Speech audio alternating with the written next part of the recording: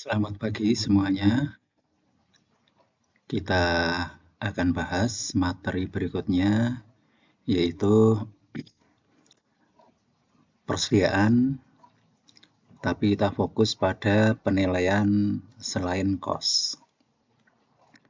Dalam kondisi normal, penilaian persediaan itu dilakukan menggunakan kos, seperti yang dibahas pada bab sebelumnya. Tapi dalam kondisi tertentu, itu kita harus menggunakan metode-metode alternatif. Nah, beberapa metode alternatif yang akan kita diskusikan itu antara lain yang pertama bisa kita lihat di peta materi ini. Yang pertama adalah LCNRV. Jadi, nilai yang terendah antara kos dan nilai bersih yang dapat direalisasi. Nah, kita nanti akan bahas yang pertama itu. Kemudian yang kedua, kita akan membahas metode taksiran.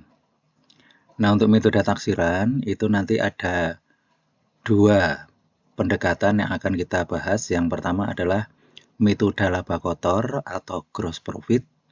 Yang kedua adalah metode harga eceran.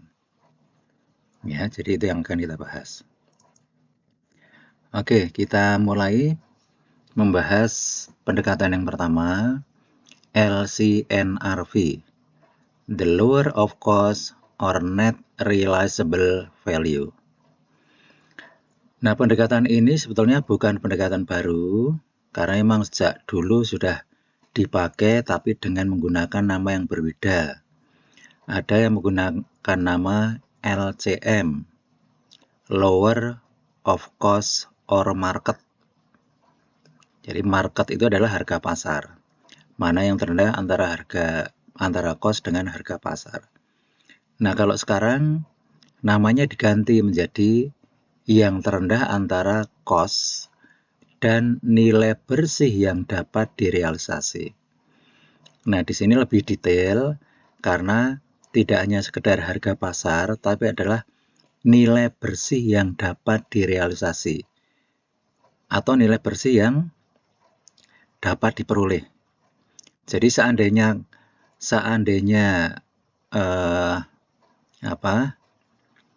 inventory itu kita jual sekarang, ya, maka berapa nilai bersih yang akan diperoleh? Jadi ada kata-kata bersih ya. Kalau ada kata-kata bersih ini biasanya ada pengurangnya. Nah, nanti secara teknis akan kita lihat lebih detail. Nah, kita lihat terlebih dahulu pengertiannya. LCNRV adalah sebuah prinsip atau konsep yang diterapkan ketika sebuah perusahaan mengabaikan prinsip cost historis. Ya, nah ini bisa dilakukan jika manfaat di masa mendatang, yaitu kemampuan inventory menghasilkan pendapatan, itu turun atau jatuh di bawah cost aslinya. Nah, sesuai dengan prinsip konservatisme atau prinsip kehati-hatian, maka meskipun rugi itu belum terjadi, tapi kalau kita sudah bisa mengantisipasi atau kita bisa melihat potensinya, maka harus segera diakui. Itu prinsip konservatisme. Nah, jadi sekali lagi LCNRV ini ya sebetulnya merupakan salah satu penerapan prinsip konservatisme atau kehati-hatian di dalam akuntansi. Nah, sekarang coba kita lihat yang lebih detail. NRV dulu, Net Realizable Value. Yang dimaksud dengan Net Realizable Value itu adalah taksiran harga jual atau taksiran nilai pasar setelah dikurangi dengan taksiran kos untuk menyelesaikan dan taksiran kos untuk menjual. Jadi pengurangnya ada dua, yaitu taksiran kos untuk menyelesaikan jika barang itu memang belum selesai. Kemudian yang kedua adalah taksiran kos untuk menjual. Jadi taksiran biaya-biaya pengiriman, biaya pemasaran, dan seterusnya itu. Nah, di sini kita bisa melihat contoh perhitungannya. Misalnya kita memiliki persediaan dengan nilai 1000. Ya, ini unfinished, artinya memang belum selesai diproduksi. Nah, kemudian dikurangi dengan taksiran biaya penyelesaian, ya, taksiran biaya penyelesaian 50.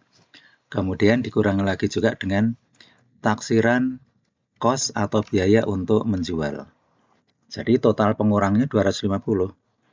Maka NRV-nya atau net realizable value-nya atau nilai bersih yang dapat direalisasi itu 750. Nah, nanti angka ini akan kita bandingkan ya dengan cost-nya. Nah, ini contoh pengungkapan NRV ya, pengungkapan itu artinya diungkapkan di dalam laporan keuangan. Nah, biasanya pengungkapan ini nanti dijelaskan di dalam catatan ya, CALK, catatan atas laporan keuangan. Ya, misalnya ini ada 2 perusahaan yang memberikan contoh. Nanti saudara bisa juga melihat di laporan keuangan yang saudara download itu. Bagaimana penjelasan di dalam CALK ya tentang penerapan LCNRV. Nah, saya bacakan ya. Yang pertama untuk Nokia. Inventory dinyatakan sebesar yang terendah antara cost atau nilai bersih yang dapat direalisasi. Cost ditentukan dengan menggunakan standar cost yang menaksir actual cost itu ya harga real dengan menggunakan FIFO. NRV adalah nilai yang dapat direalisasi dari penjualan inventory di dalam transaksi bisnis normal. Ya, setelah memperhitungkan cost realisasi dua tadi ya, cost untuk menyelesaikan dan cost untuk menjual. In addition to the cost of material, jadi selain biaya bahan baku dan tenaga kerja, ya, proporsi atau bagian atau persentase tertentu dari BOP juga dimasukkan dalam penilaian inventory. Kemudian cadangan untuk kelebihan inventory dan juga penurunan ya, penurunan inventory itu dilakukan berdasarkan the lower of cost or net realizable value. Ini itu penjelasannya. Nah, kalau yang kedua ini lebih ringkas lagi. Inventory dinyatakan sebesar LCNRV. Cost ditentukan menggunakan metode rata-rata. NRV itu menggambarkan estimasi nilai jual di dalam transaksi bisnis normal dikurangi dengan biaya-biaya penjualan variabel. Nah, itu ya, itu penjelasan atau pengungkapan di dalam CALK. Nah, sekarang coba kita lihat penerapannya. Nah, ini angkanya sudah ada semua ya, jadi kita tinggal melihat penerapannya. Misalnya ini penerapan pada produk yang dijual perusahaan ada 5 item produk. Ini berhubungan dengan bahan-bahan makanan gitu ya. Nah, kita lihat Spinek itu cost-nya 80, NRV-nya 120. Nah, karena NRV-nya lebih tinggi ya yang kita pakai yang terendah, yaitu yang cost ya. Jadi nilai persediaan final itu 80. Carrots ya, itu 100.000 cost-nya, NRV-nya 110, yang kita pakai yang 100. Kemudian cut beans ya, cost-nya 50. NRV-nya 40, berarti yang kita pakai yang 40. Bees 90, cost-nya, NRV-nya 72, yang kita pakai 72. Kemudian mixed vegetables itu cost-nya 95. NAV-nya 92, yang kita pakai yang 92. Nah, setelah kita pilih yang terendah, kemudian dijumlahkan. Ya, dijumlahkan. Nah, inilah nilai yang akan dilaporkan di laporan posisi keuangan. Dan juga nanti di dalam perhitungan HPP atau BPP juga menggunakan angka ini. Ya. Nah, sekarang kita lihat. Penerapan LCNRV itu bisa dalam 3 versi. Ya, kalau tadi kan baru kita lihat 1 versi ya. Di sini bisa diterapkan pada 3 versi. Misalnya kita punya produk tadi ya, 5 item. Itu dikelompokkan menjadi 2 kelompok, yaitu produk yang frozen, yaitu yang dibekukan. Kemudian ada produk yang dimasukkan dalam kaleng atau can gitu ya. Nah, yang masuk dalam kelompok produk frozen itu ada 3, spinach, carrots, dan cut beans. Kemudian yang dimasukkan dalam kaleng itu ada 2. Nah, kemudian total. Nah, sekarang coba saudara lihat di sebelah kanan, itu penerapan LCNRV itu bisa diterapkan pada individu. Jadi setiap item nanti dievaluasi sendiri-sendiri. Kemudian bisa diterapkan pada kelompok produk.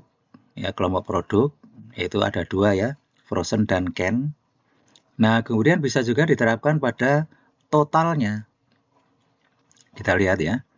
Kalau diterapkan secara individu ya seperti tadi.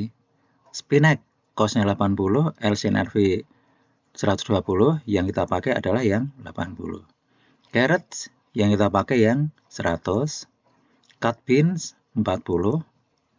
Kemudian peas 72. Mixed vegetables 92. Totalnya ini. Ya. Nah, sekarang kalau LCNRV ini kita terapkan pada kelompok produk. Ini yang kita bandingkan bukan per item tapi langsung total untuk produk frozen 230 cost-nya, LCNRV 270 yang kita pakai yang 230. Untuk yang produk kalengan atau can ya, total cost-nya 185, LCNRV-nya 164 ya, yang kita pakai adalah yang 164. Totalnya sekian. Nah, kalau kita terapkan pada keseluruhan, ya yang kita bandingkan totalnya ini. Total cost-nya 415, kemudian total NRV-nya 434, yang kita pakai yang 415. Ya, nah ini. Jadi bisa 3 versi. Meskipun demikian, ya, kita bisa lihat penjelasan di sini. Yang banyak dipakai perusahaan atau lazimnya perusahaan menggunakan penilaian per jenis. Ya. Aturan pajak di sebagian negara juga menghendaki perusahaan menggunakan penilaian per jenis. Ya. Nah, penilaian per jenis menghasilkan penilaian terendah untuk tujuan pelaporan di laporan posisi keuangan. Nah, ini tentunya sesuai dengan prinsip konservatisme. Ya. Nah, kemudian yang paling penting adalah metode yang kita terapkan itu harus konsisten. Konsisten itu artinya tahun ini kita pakai itu, tahun berikutnya pakai itu, tahun berikutnya lagi pakai itu. Ya, itu namanya konsisten. Oke. Nah, sekarang kita lihat bagaimana pencatatan NRV ini. Misalnya kita punya data semacam ini, ya. Ada data mengenai HPP atau BPP sebelum penyelesaian 108.000. Kemudian persiapan akhir menurut cost 82, menurut NRV 70.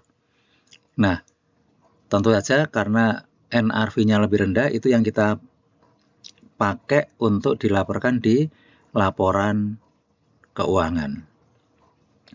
Nah, bagaimana lalu di sini kan berarti ada penurunan atau rugi gitu ya. Rugi sebesar 12.000.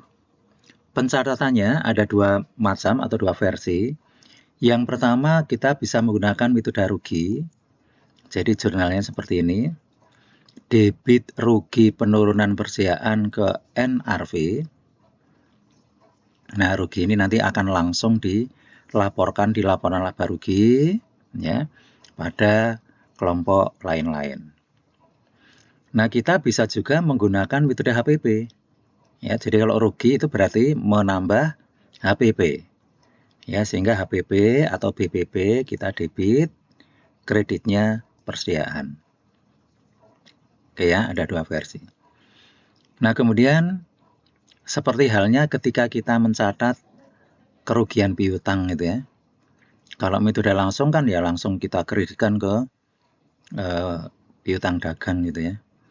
Nah, kita bisa juga menggunakan metode cadangan, nanti akan kita lihat. Tapi sekarang kita perhatikan dulu bagaimana pengaruh penggunaan kedua metode.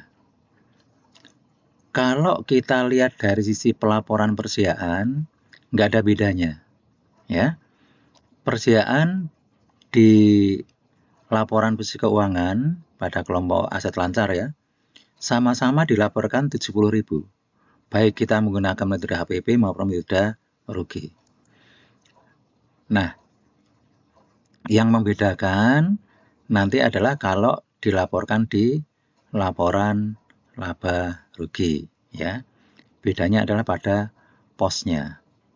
Kalau menggunakan metode HPP berarti nanti akan menambah angka HPP.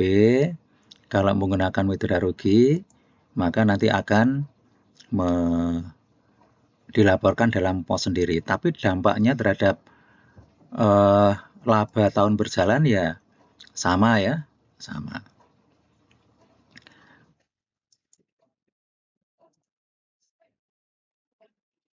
Oke, jadi itu ya, itu apa namanya? Nah, sekarang kita lihat nih ya, ini yang penyajian di laporan laba rugi. Kalau kita menggunakan metode rugi, ya HPP-nya tidak berubah ya, tetap 108 sesuai dengan data awal di sini, ya 108 ini ya. Nah, kemudian pelaporan ruginya masuk ke kelompok lain-lain ya. Kelompok lain-lain. Beban atau biaya dan penghasilan lainnya ya, rugi NRV itu 12.000. Nah, tapi kalau menggunakan metode HPP ya nambah HPP di sini sehingga HPP-nya tadinya 108 menjadi 120. Seperti tadi saya katakan, dampak terhadap laba bersih itu sama ya, karena sama-sama mengurangi laba.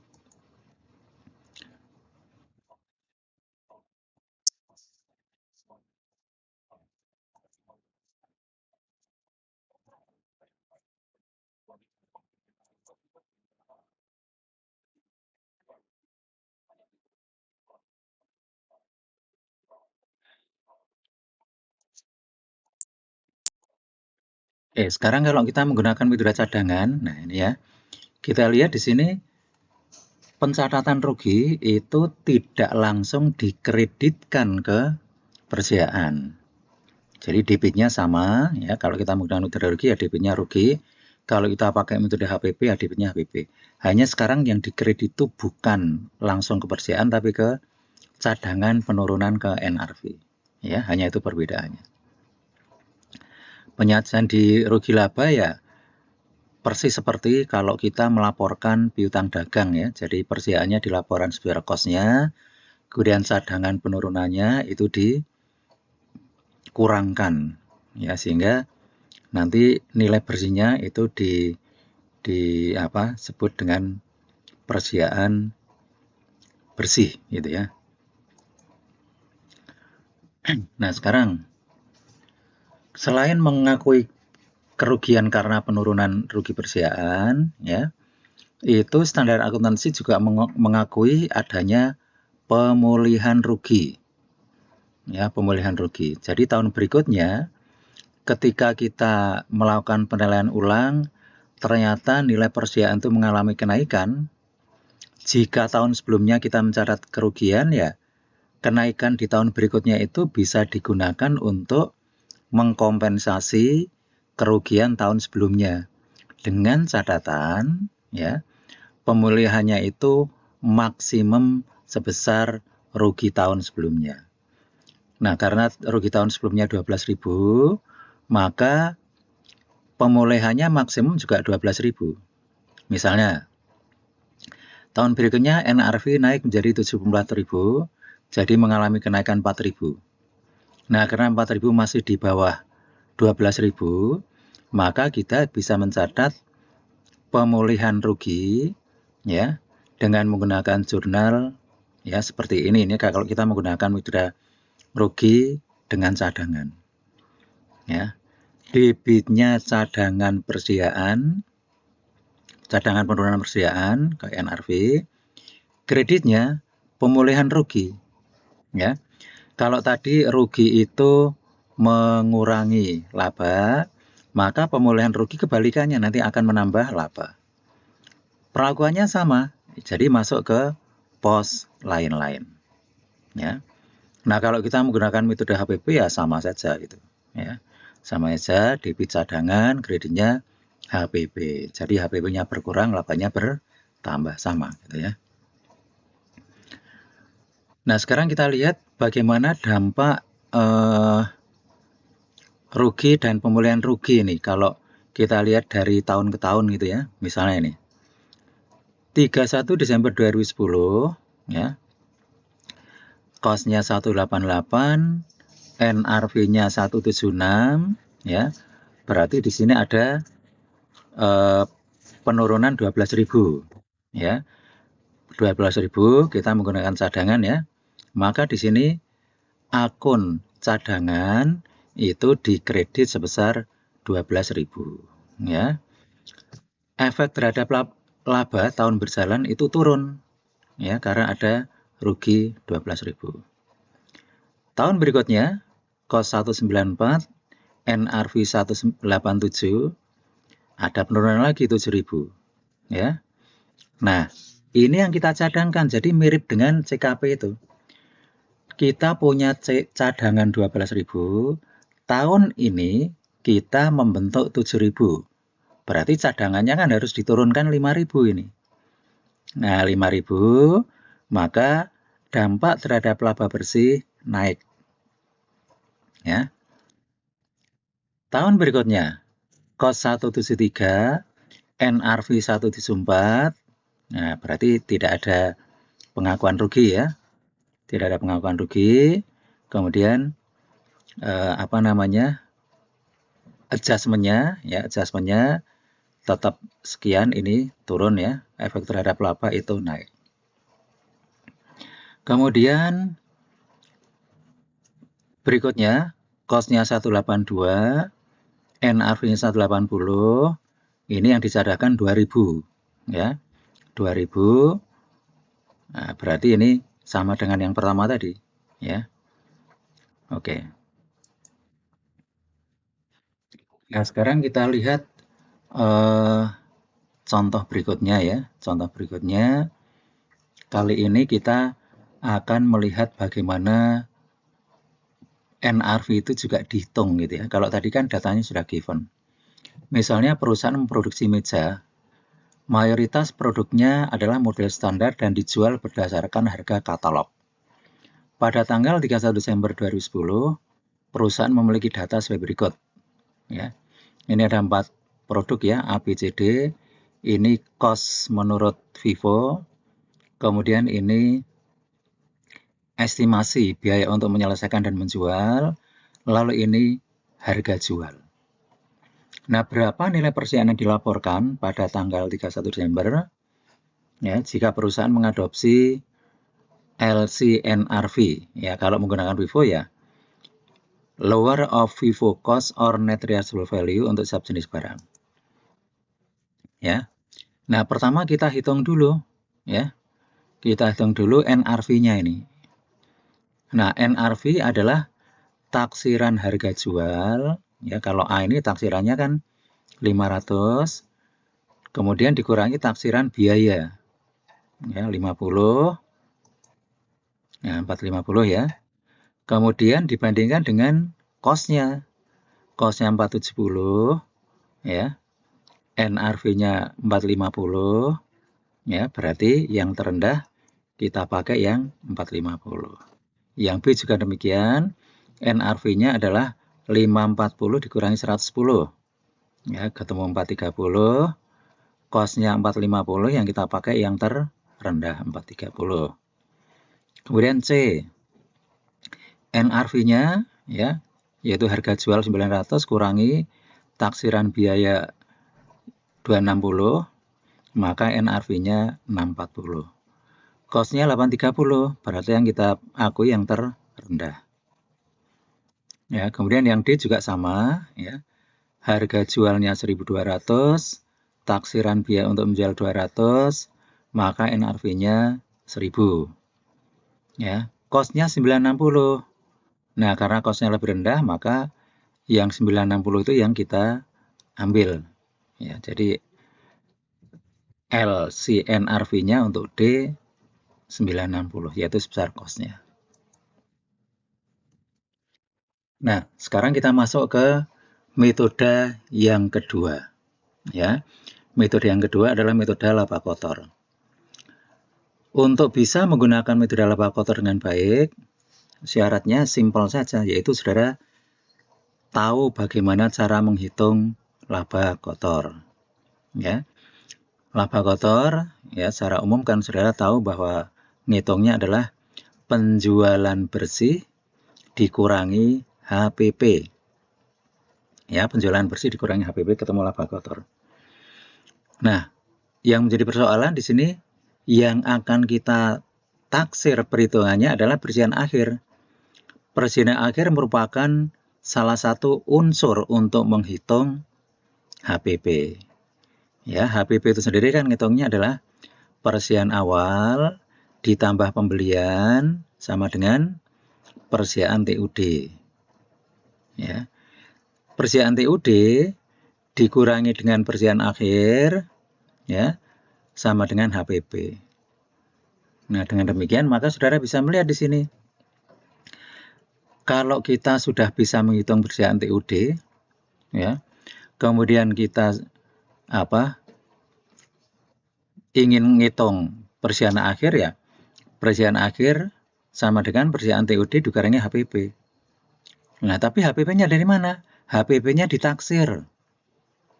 Ya, ditaksir. Naksirnya bagaimana? Nah, diawali dari taksiran laba kotor. Tadi kan ngitung laba kotor adalah penjualan bersih dikurangi HPP. HPP-nya berapa? Belum tahu.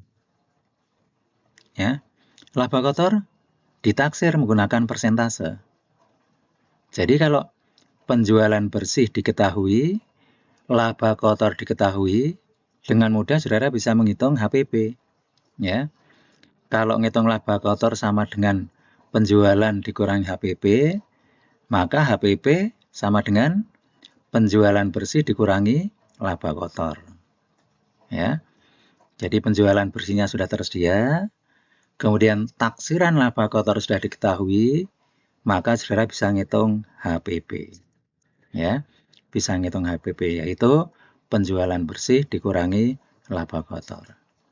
Oleh karena itu, untuk menghitung berapa persiapan akhir dengan metode ini, langkah pertama saudara menghitung persediaan TUD. Ya, persediaan TUD itu adalah persediaan awal ditambah pembelian bersih. Oke, sudah ketemu ya. Kalau persediaan TUD sudah diketahui, langkah kedua, saudara ngitung HPP. Ya, caranya bagaimana? Caranya penjualan bersih dikurangi taksiran laba kotor. Ya. Nah, persentase laba kotor sudah tersedia, maka saudara dengan mudah bisa menghitung angka laba kotor. Angka laba kotor diketahui, maka saudara bisa mengetahui HPP. HPP bisa diperoleh, maka persiapan akhir dengan mudah bisa dihitung dengan rumus nomor 3 yang di sini nih, ya, di poin 3 ini. Ya. Oke. Nah, sebelum kita masuk ke contoh, di sini ada beberapa terminologi atau istilah yang saudara pahami. Yang pertama adalah sales. Sales itu penjualan. Saudara tahu penjualan itu adalah unit yang terjual dikalikan harga jual. Nah, kemudian kalau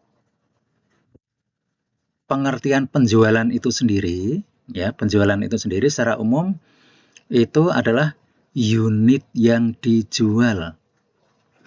Ya, unit yang dijual.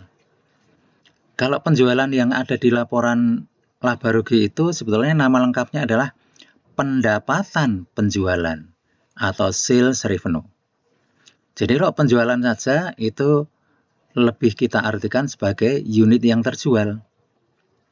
Nah, sehingga di sini kalau sales at cost itu artinya unit yang dijual dikalikan cost-nya.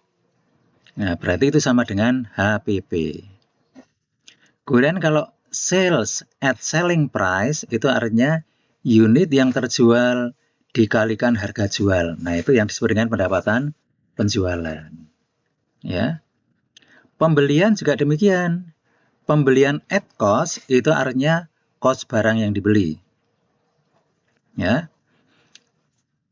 Kemudian nanti ada juga pembelian at selling price. Ya, kalau nanti ada itu ya berarti pembelian yang dinyatakan dalam harga jual. Oke, kemudian ada persediaan awal, saudara sudah tahu. Kemudian ada goods available at cost, itu cost BTUD. Kemudian approximate inventory at cost, itu taksiran cost persediaan. Kemudian gross profit on selling price, itu artinya laba kotor dibagi penjualan. Nanti ada juga percentage markup on cost. Ini laba kotor dibagi dengan HPP. Jadi nanti persentase laba kotor itu bisa dinyatakan dalam dua versi. Ya, yaitu sekian persen dari penjualan. Nah, kalau angkanya seperti itu, maka gampang untuk menghitung laba kotor ya, tinggal angka persentase dikalikan dengan penjualan. Kemudian, kalau laba kotor dinyatakan sekian persen dari HPP, nah itu yang masalah itu. HPP-nya sendiri kan belum diketahui, justru HPP yang kita hitung. Ya, maka kalau laba kotor itu dinyatakan sekian persen dari HPP, maka angka itu harus diubah dulu. Ya, sekian persen dari HPP diubah menjadi sekian persen dari penjualan. Ya, nanti caranya bagaimana kita lihat bersama-sama ya. Nah, sekarang kita lihat terlebih dahulu cara ngitung yang sederhana. Misalnya, perusahaan memiliki persediaan awal 60.000. Kemudian pembelian bersih 200.000. Penjualan bersih, kalau tidak ada keterangan apa-apa ya asumsinya bersih ya. 280.000. Laba kotor 30%. Nah, ini juga tidak ada keterangan apa-apa. Asumsinya laba kotor ini adalah 30% dari penjualan. Jika perusahaan menggunakan model laba kotor untuk menaksir persediaan akhir, berapa persediaan akhirnya? Nah, seperti tadi saya katakan ya, langkah pertama adalah menghitung BTUD atau Goods Available for Sale. Nah, caranya gampang ya, saudara sudah tahu. Persediaan awal 60.000 datanya sudah ada. Pembelian 200.000 juga sudah ada. Ya. BTUD dengan mudah saudara temukan. Ini langkah pertama. Langkah kedua adalah menghitung HPP. Ya. HPP adalah penjualan dikurangi laba kotor. Penjualannya berapa? Sudah diketahui 280.000. Ya. Laba kotornya tinggal kita hitung. 30% dari 280.000 ya ketemu 84.000. Dari sini kita bisa menghitung HPP. Nah, di sini disebutkan sales at cost. Ya, sales at cost tadi artinya adalah unit yang terjual dikalikan cost-nya. Nah, ini sama dengan HPP ya. HPP diketahui, maka dengan mudah saudara bisa menghitung approximate inventory atau taksiran persediaan akhir, yaitu cost BTUD dikurangi HPP. Nah, ini pola yang akan kita pakai. Hanya memang nanti variasi soalnya bisa berbeda-beda. Ya. Terutama nanti yang bervariasi adalah angka persentase gross profit ini. Yang lain relatif sama. Ya. Persentase gross profit itu bisa dinyatakan sekian persen dari penjualan. Nah, kalau itu yang ada ya gampang hitung gross profit, tinggal persentase itu dikalikan penjualan.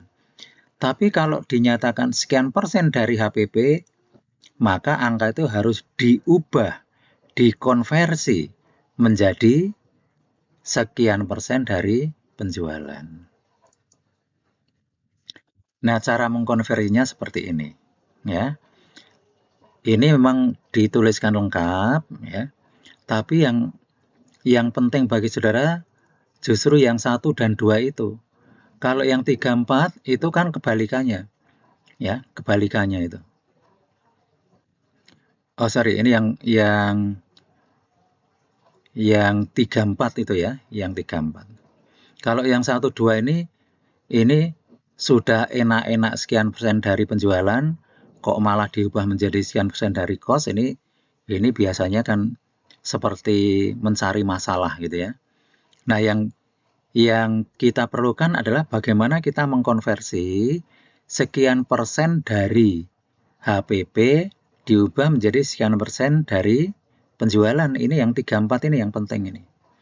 Nah, itu pun saya hanya akan menjelaskan satu saja supaya Anda tidak bingung ya, tidak terlalu banyak yang Anda pikirkan. Yang nomor 3 ini aja. Jika misalnya disebutkan bahwa laba kotor adalah 25% dari HPP. Nah, untuk ngitung laba kotor kan bingung, HPP-nya aja juga belum diketahui. Maka, seperti tadi saya katakan, angka persentase dari HPP ini harus saudara ubah menjadi persentase dari penjualan. Supaya nanti ngitung laba kotornya gampang, yaitu angka persentase itu kali penjualan. Nah, caranya bagaimana? Ini rumusnya. Ya. Jadi angka persentase persentase HPP dibagi dengan 100% ditambah angka persentase itu sendiri. Ya, jadi kalau ini 25%, berarti 25% dibagi dengan 100% plus 25%. Atau dibagi 125%. Ya, ketemu 20%. Nah, ini cara mengkonversi. Ya, diingat-ingat. Nah, kalau sudah ketemu 20%, maka dengan mudah saudara menghitung laba kotor, yaitu angka 20% dikalikan dengan nilai penjualan bersih. Selesai. Nah, kalau ini sudah ketemu 20%, ya menghitungnya kita kembali ke pola ini.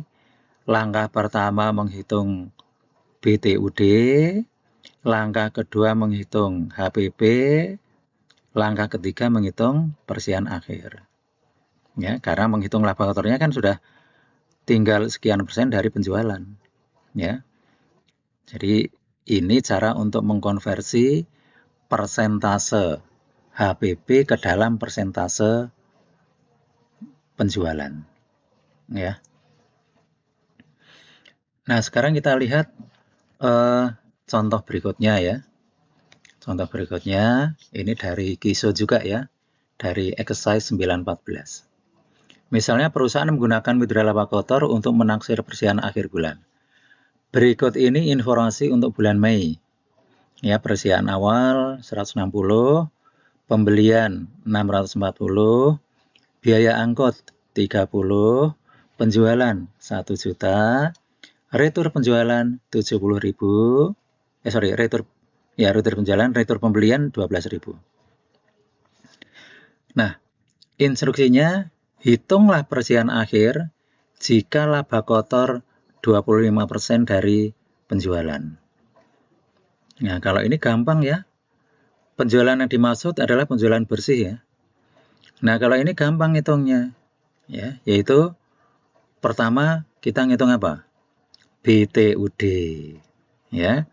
BTUD itu adalah persediaan awal ditambah pembelian bersih, lalu ditambah lagi dengan biaya angkut, itu BTUD. Nah, kemudian untuk HPP itu ya penjualan bersih, yaitu penjualan dikurangi retur penjualan, kemudian dikurangi laba kotor. Laba kotornya 25% dari penjualan, nanti ketemu HPP. HPP ketemu, kita bisa menghitung persediaan akhir yaitu BTUD dikurangi HPP. Kalau yang A ini gampang. Kalau yang B, nah ini harus dikonversi dulu, ya. 25% dari HPP itu sama dengan berapa? Kalau dikonversi menjadi persentase penjualan. Rumusnya tadi adalah angka persentase ini, ya, 25%, dibagi dengan 100% plus 25%. Ya. 25% dibagi dengan 125%, ketemu 20%. Kalau sudah ketemu 20%, ya ngitung persediaan akhir persis seperti tadi polanya, ya. Nah, ini ya. Ini kalau persentase dari penjualan, kalau dihitung secara lengkap kan begini. Persediaan awal ditambah pembelian kurangi retur tambah biaya angkut, ini ketemu persediaan TUD. Berikutnya kita ngitung HPP, ya. Kita hitung dulu penjualan bersih, yaitu penjualan dikurangi retur penjualan, ya, ketemu penjualan bersih. Kemudian dikalikan persentase laba kotor untuk menghitung besarnya laba kotor, ya, 25%, ketemu sekian. Nah, ini ketemu HPP sekarang. Penjualan bersih kurangi laba kotor ketemu HPP, maka saudara bisa menghitung taksiran persediaan akhir, ya, yaitu BTUD, kos BTUD dikurangi HPP, ketemu 120.500. Nah, sekarang kalau laba kotor itu dinyatakan sekian persen dari penjualan, ya, maka untuk ngitung BTUD masih sama ya seperti tadi, ngitung penjualan bersih masih sama. Nah, sekarang ini dulu, ya, persentase laba kotor 25% ini kita konversi, ya, di sini nih ya, kita konversi dengan rumus seperti ini untuk memperoleh angka persentase penjualan. Nah, ketemu 20. Nah, 20% ini yang kita gunakan di sini untuk menghitung laba kotor. 20% dari penjualan 930 ketemu 186. Ya. Ya udah, persoalannya yang penting hanya ini aja. Kalau ngitung yang lain kan sama polanya itu. Langkah pertama menghitung persediaan BTUD, langkah kedua ngitung HPP, ya udah ketemu. Oke, ya. Ketemu HPP sekian sehingga taksiran persediaan akhir 74.000. Oke ya, jadi nanti kalau soal-soal yang berhubungan dengan metode laba kotor ya seperti ini, ya. Seperti ini. Nah, kemudian nanti juga ada variasinya ya, ada variasinya.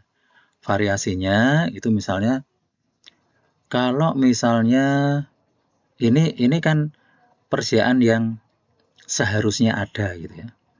Kalau misalnya nanti di akhir periode ada kebakaran gudang gitu ya. Ada kebakaran gudang, kemudian ya persediaan sebagian terbakar. Sebagian terbakar, rusak ya, rusak total 100%. Ada sebagian yang utuh, lalu ada sebagian yang setengah utuh, setengah terbakar, masih punya nilai jual. Nah, itu kalau saudara nanti ditanya berapa kerugiannya, ya nggak masalah itu. Yang penting saudara bisa ngitung ini dulu, ini langkah pertama ini. Ya. Nah, jadi ini yang taksiran persediaan 31 Mei itu nanti juga disebut dengan istilah persediaan yang seharusnya ada. Nah, kalau saudara ditanya berapa kerugiannya, ya saudara hitung dulu. Persediaan yang senyatanya ada.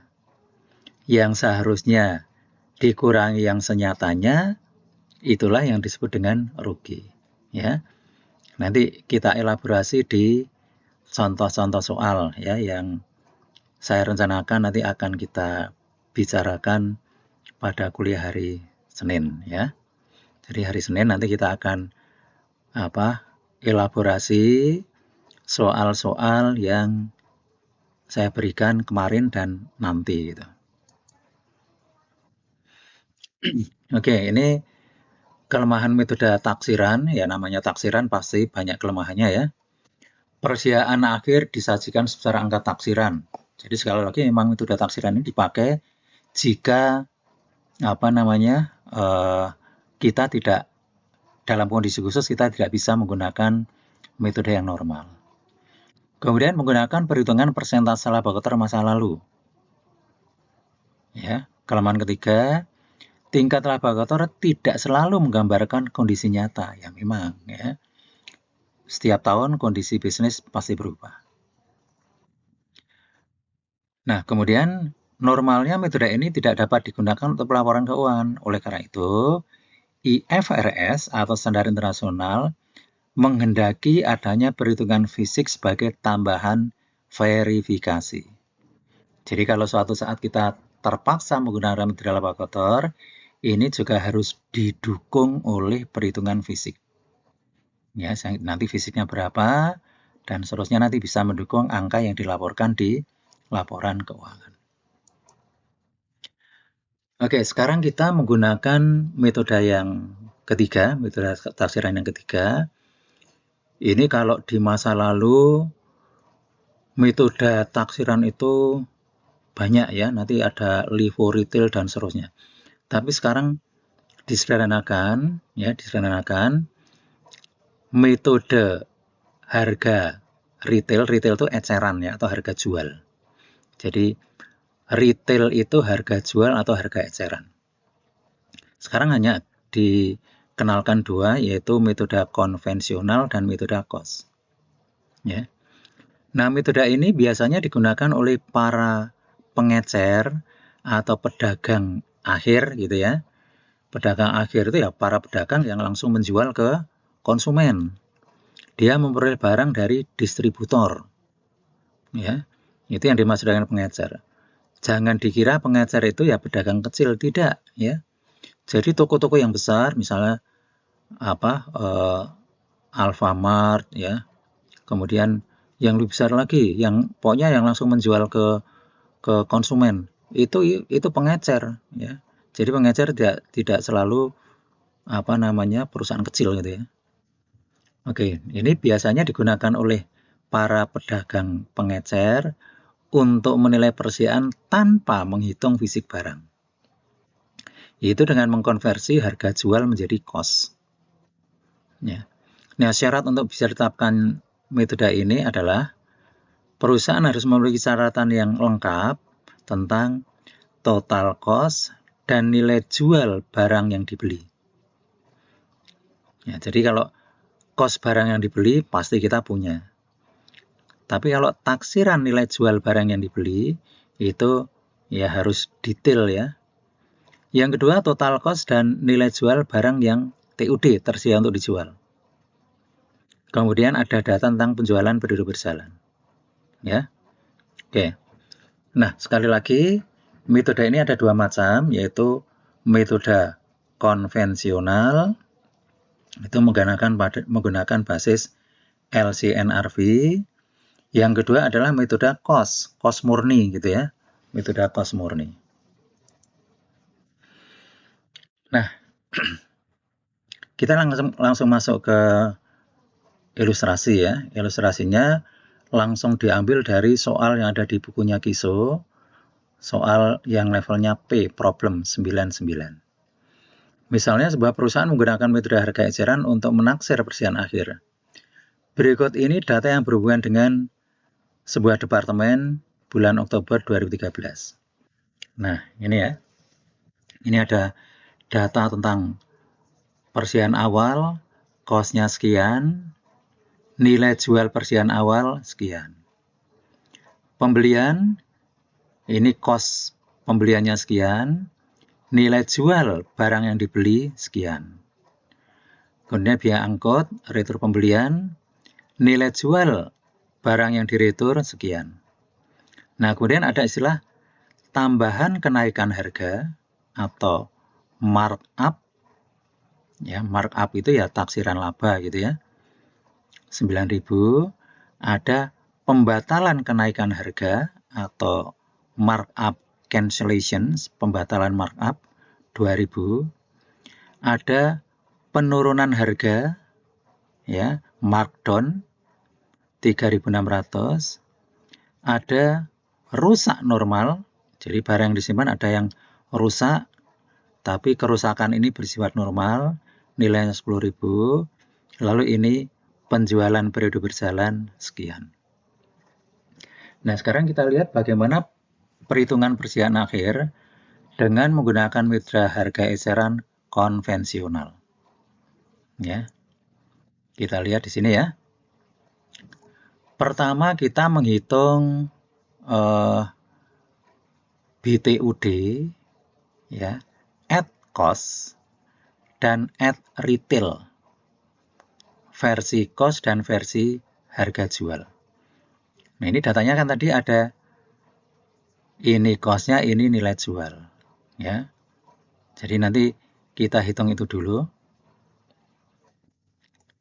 Nah, dari data kita tahu persediaan awal itu cost-nya 52, nilai jualnya 78. Gini ya. Tinggal kita ambil, kita cantumkan. Pembelian cost-nya 272, nilai jual barang yang dibeli 423. Nah, kemudian pembelian ini ditambah biaya angkut dan dikurangi retur. Retur juga ada nilai jual barang di retur, juga kita cantum sebelah kanan. Nah, kemudian ditambah dengan kenaikan harga atau markup. Bersih ya, bersih artinya kenaikan setelah dikurangi dengan pembatalan kenaikan. Nah, jadi ini tambahan persediaan awal untuk menghitung BTUD, cost-nya sekian, nilai jualnya sekian. Nah, dari sini kita bisa mengetahui berapa BTUD menurut cost dan BTUD menurut nilai jual. Ya, menurut cost-nya BTUD-nya 335, menurut nilai jual 500.000. Ya. Nah, dari sini ada satu perhitungan yang penting dan harus kita lakukan, yaitu kita menghitung persentase. Ya. Persentase cost. Kalau nama pendeknya persentase cost, tapi kalau nama panjangnya ya persentase cost dibandingkan nilai jual. Ya. Yaitu cost BTUD dibagi nilai jual BTUD. Ya.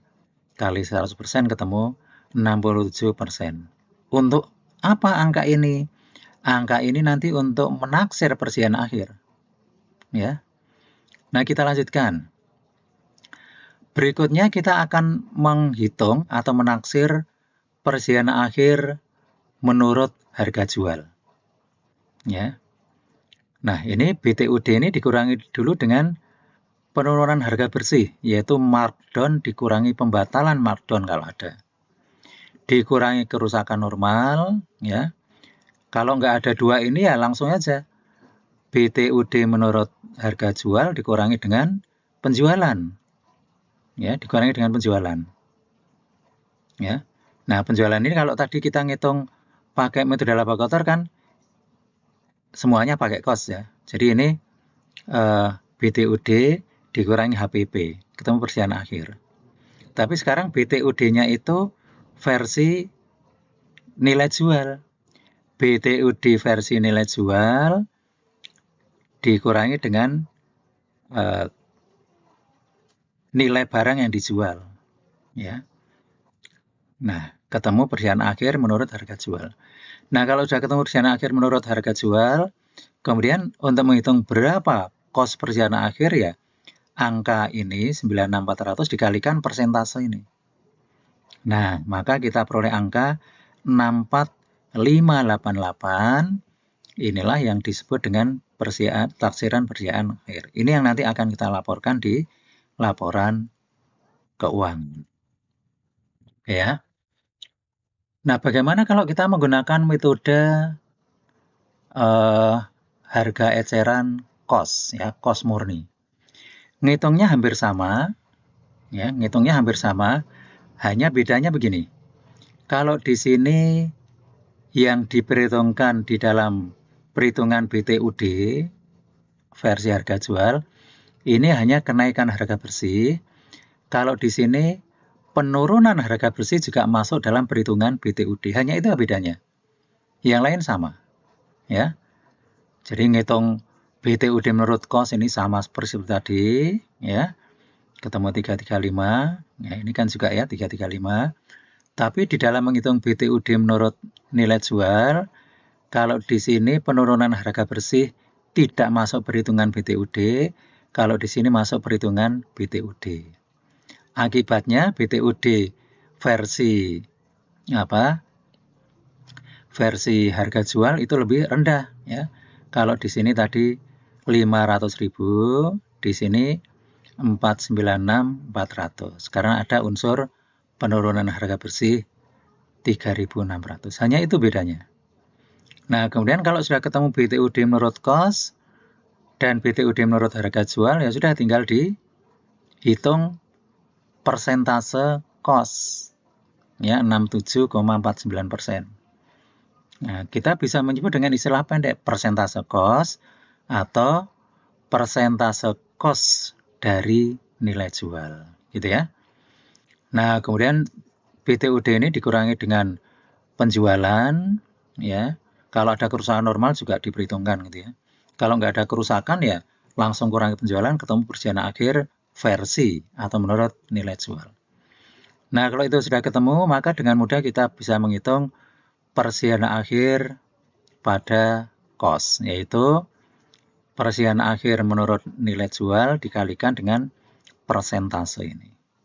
Ya, ketemu 65056. Oke. Itu ya. Saya kira itu materi untuk chapter 9. Nah, kemudian saya juga sudah menyiapkan soal-soal, sudah saya upload di virtual class ya, nanti bisa saudara download. Dari soal-soal itu nanti akan saya tunjukkan mana saja soal yang harus saudara kerjakan. Ya, saya menggunakan kata harus meskipun pekerjaan saudara tidak dikumpulkan, ya, tapi ya saudara harus mengerjakan itu. Ya, nanti kalau sudah dikerjakan, saya akan bahas di kuliah hari Senin, ya. Kalau mudah-mudahan hari Senin kita selesai membahas soal-soal yang sudah kita sudah saya sampaikan itu. Baik, saya kira itu ya.